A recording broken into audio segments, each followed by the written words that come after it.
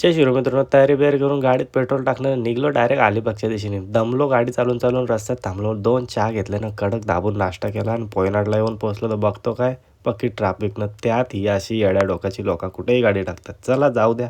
कसा बसा ट्रॅफिकमधून जीव निघला ना, अलिबाग बीचवर येऊन थांबलो. चला मग अलिबाग बीचला पुढं आतमध्ये गेलो, थोडा बघितला, इकडं तिकडं हिंडलो, फोटो बिटो काढलं आणि आलो डायरेक्ट खालती बीचवर येऊन बायकोला. पक्की खुश झाले नुसता पाणी पाणी बघून. थोडा इकडं तिकडं फेरफटका मारला नाही, काहीतरी भेटला खेकडा का काय काय माहीत वलवल करत. आणि तिकडून आलो डायरेक्ट बीचवरती. दुसऱ्या नाव पण नाही आठवत, नागाव बीचला आलो. तिकडून आम्ही इकडं पण फिरलो, रील विल शूट केल्या. म्हणजे बाईकवाला सारखंच विचारत होतो, दादा बाईकवर बस. आता काय सांगू, हे काय भलतंच करायला लावत होती मला, हे मी नाही केला काय ना, आता नाही. मग बाबा परत आंबट काय नुसती ठोक आंबा निसता.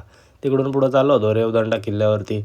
येऊन पोचलो रेवदंडा किल्ला, गाडी वगैरे पार्क केली ना, निघलो आतमध्ये. पाहू शकता किल्ला, चला आतमध्ये जाऊया. आमचा कुली चालला होता बॅग घेऊन पुढं पुढं. पाहू शकता रेवदंडा किल्ला, पण इकडून ना मागचं साईडून बंद केलं होतं. मग आम्ही आतमध्ये जाऊन तिला जरा बिल्डिंग दाखवली. मी तर येऊन गेलो, प्री वेडिंग शूट केली होती इकडं. मग तिकडून गेलो मागं रेवदंडा बीचवरती. बीच पाहू शकता किती भारी आहे.